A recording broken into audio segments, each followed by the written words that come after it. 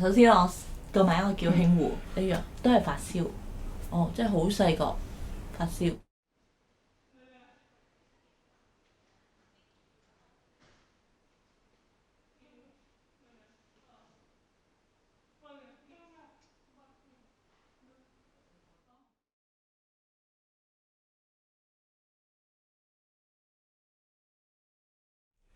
咁我細個咧，咁幼稚園，例如幼稚園低班嘅時候咧，唔識手語嘅喎，我冇嘅喎。咁我爸爸媽媽都唔識同我溝通啦，都唔識手語。同嗰啲人咧，但係我係好靜嘅，咁啊冇朋友啦。咁一路到2年，係幼稚園第2年啦。咁個老師慢慢教我，咁我都唔係好識啊。咁我睇多啲，慢慢啲字嗰啲我都唔係好知。咁去到2、3年級啊，慢慢咁手語有少少，但我見其他聾人咧用手語傾偈咧好開心嘅喎。咁大家啲手語咧都係好中意用手語傾，慢慢咧就多咗手語啦。咁去到3、4、5年班啦，咁老師一路用口語教我啊，講嘢啊，咁我都好驚。咁但係同朋友咧就即係用手語玩好開心啦。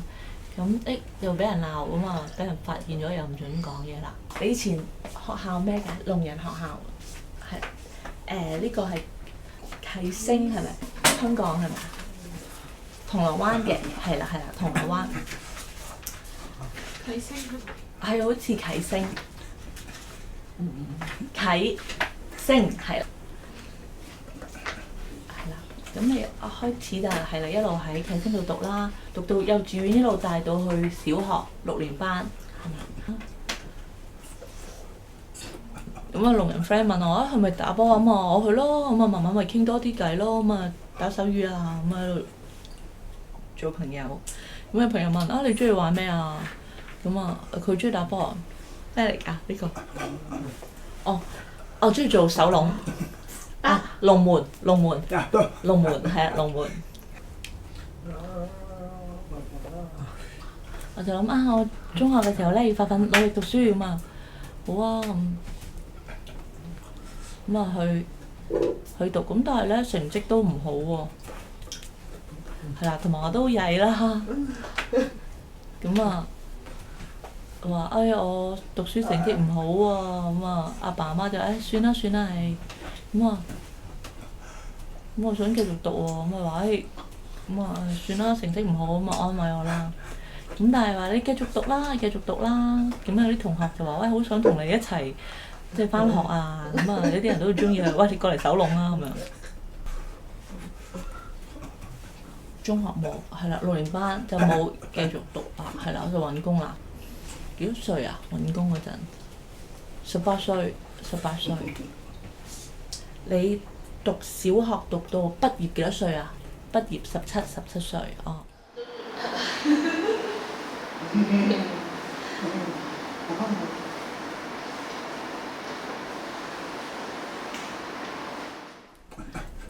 跟住揾工喺勞工處百業門。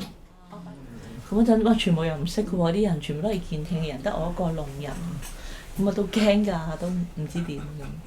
咁但係即係譬如上司就成日指我啦，佢嗌一個即係好瘦嘅健聽嘅人教我，咁我跟住去學咯。咁你用啲機器啦，咁我睇住佢點做，咁我就跟住話好簡單㗎咋咁樣，跟住點樣擺啲嘢啊，咁好多好繁複嘅工程。咁跟住熟手啦，跟住佢都話你都好熟手好快喎，你聾人但係都即係好快掌握到喎，跟住又再有唔同嘅即係工種係啦，做咗8年，跟住爸爸都走咗啦，咁我好即係都好傷心啦。嗰陣我24歲，8年之後咧。係啦，阿哥話：喂，你返加拿大啦！咁阿哥哥去咗加拿大，移民係啦。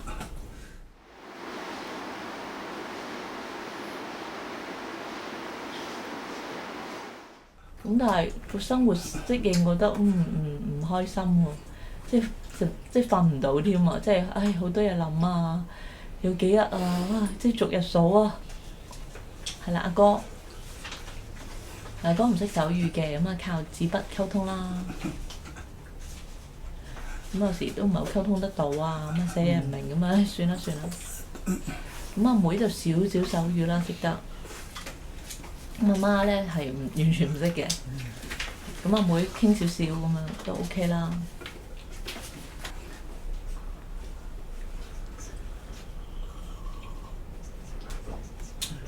你想唔想去嗰度讀書啊？陣間即係講去嗰度學手語嘅，可以加拿大嘅手語，係啦。阿哥話：你試下去啦，去嗰度好喎，咁咪好咯。咁其實我阿哥係好辛苦，成日車我去啊，一路好忍耐，一路幫我揾我。咁但係我去到又唔係好識嗰啲人喎，咁好多人好熱情同我講，咁我完全又唔知去打咩手語啊，啲 ABCD 咁樣，又冇朋友啊。嗰陣你幾多歲啊？幾多歲喺加拿大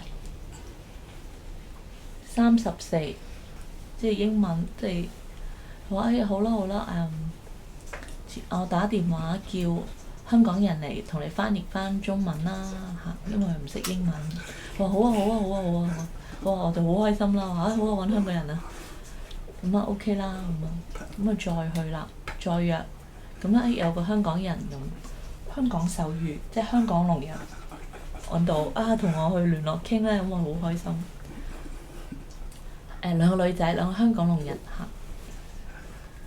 嚇，咁一路即係佢哋喺加拿大住嘅，咁啊用手語傾偈啦，係啊，要靠佢哋幫手啊，咁一路教。嗰兩個女仔係中學畢業，係啦，即係中五、中四畢業，學歷比我高嘅，咁我6年級畢業，咁佢教你手語，唔係教你中文字啊，教你咩啊？教你英文，教你英文，同埋即係佢用香港手語教你英文啊。咁有冇帶中文字典啊？有啊，咁啊中英文字典即係中英翻譯咁啊，自己好辛苦學啦。都係睇唔明喎，唔識喎。係嘛？你過嚟啦，一齊學啦咁。禮拜日啊，夜晚啊，咁啊繼續即係去學手語，慢慢咧又多少少識啦咁。係嘛？你去唔去一齊飲酒啊？去酒吧？好啊，去。係咪有聾人一齊嘅喎？好啊！哇，裏邊好多聾人喎，得我一個係華人，全部都即係白人嘅聾人。咁咧我都哇好驚頂神，係咪？唔使驚啦，大膽啲啦！我話好啦，咁啊試下傾偈啦，咁啊同佢哋傾下偈啦。咁慢慢都用到手語溝通，啲人就話：哇你好勁喎，進步得好快喎！我咧反而係勇敢啊，即係夠膽咧就去，但嗰兩個香港聾嘅女仔咧就唔肯去啦，就成日匿埋咁樣。你喺加拿大住咗幾多年啊？4年，係啊，咁4年之後咧，咁啊翻嚟啦。點即係諗住移民唔係嘅，4年就阿媽一齊，係啦，就跟住一齊翻嚟。阿妹就喺嗰邊留低咗啦。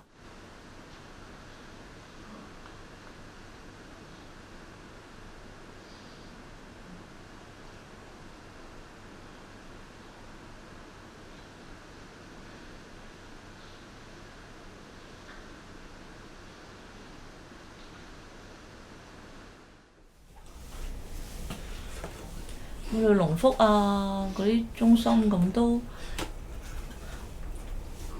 即係比起上嚟，哇！加拿大嗰啲 centre 好好多，即係香港啲發展好慢咯。咁即係好似想同人即係揾咩想目標，想揾咩？揾朋友，想係啦，想有啲即係聯誼下、康樂下都冇乜咁啦。係啦，以前同學啦嚇。真特。哦。達賢嘅朋友熟，咁啊介紹嘛，結咗婚咁啊生小朋友啦。係啦，你照顧，但係其實係阿老婆全職照顧，佢係做嘢嘅。你做咩㗎？魚腸。入嗰啲食物包裝啊，整啲食物。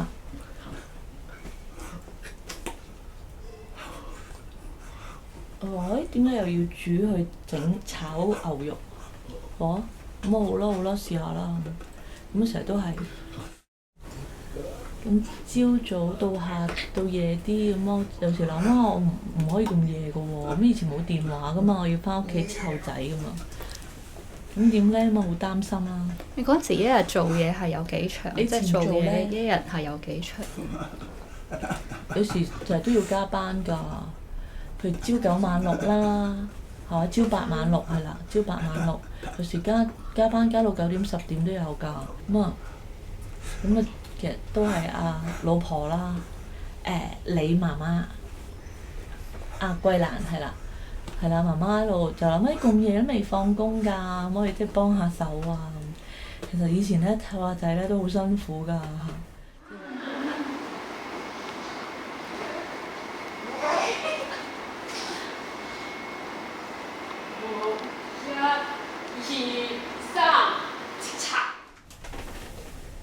咁我老婆多啲用手語同佢溝通傾偈嘅，咁我就少同佢溝通嘅，就多工作咯。咁佢哋兩個關係親密啲嘅。咁嚟到佢大個嘅時候咧，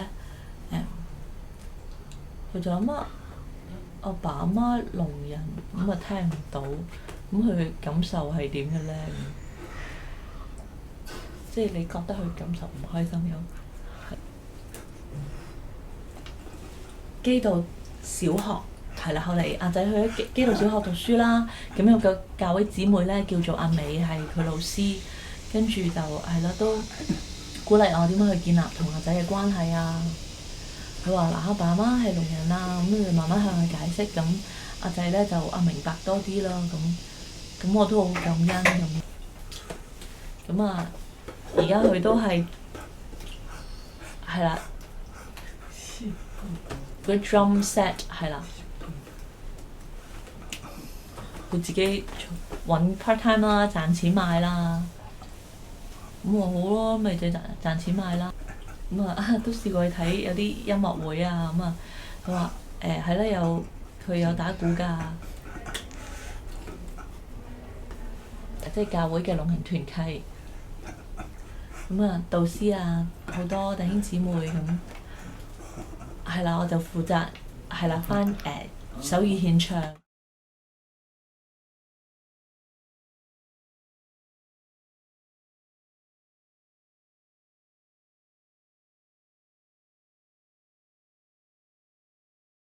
咁我哋兩個都係即係跟住超人去聽啦。咁我哋3人小組一路傾，咁咧即係學咗好多咯。嗱，咁係咯，超人。2019係啦，年幾之前走咗啦，咁其實好唔捨得。係咯，超人咧係啦，提我鼓勵我啦，我成日都記得嘅，鼓勵我哋即係基督堂嘅提摩太團啦，我哋都要一齊咧，都要一齊努力嚇。聾人咧都係要一齊可以發展嘅手語，係啦，發展手語啦，或者係聾人嘅老人家唔同嘅群體裏面，即係佢都鼓勵我哋。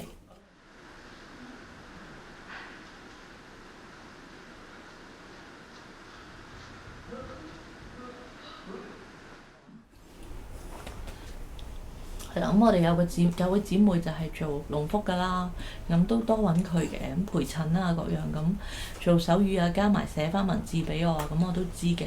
咁我揾啲熟嘅翻譯咯，咁有啲如果陌生嘅翻譯咧，都唔係好溝通到㗎。哇，係啊！我仲有醫院係咪？醫院都有翻譯通嗰啲嘅，但係我頂唔順嗰啲，即係溝通唔到。我要約自己熟啲嘅翻譯。係啦。好。以前會容易嘔啊、暈啊，係。嗯。而家好好多啦，即係以前可能心理壓力啊，退休之前我記得你工作好忙啦嚇。2019年退休㗎咋，係啊。哇！做嘢啊，喺食物工廠係啦，18年做咗。都想鼓勵多啲，譬如聾人，大家可以多啲交流咯。係啦，咁譬如教會又幫手多啲侍奉啊，咁咧唔想大家分散，咁想大家咧多啲凝聚。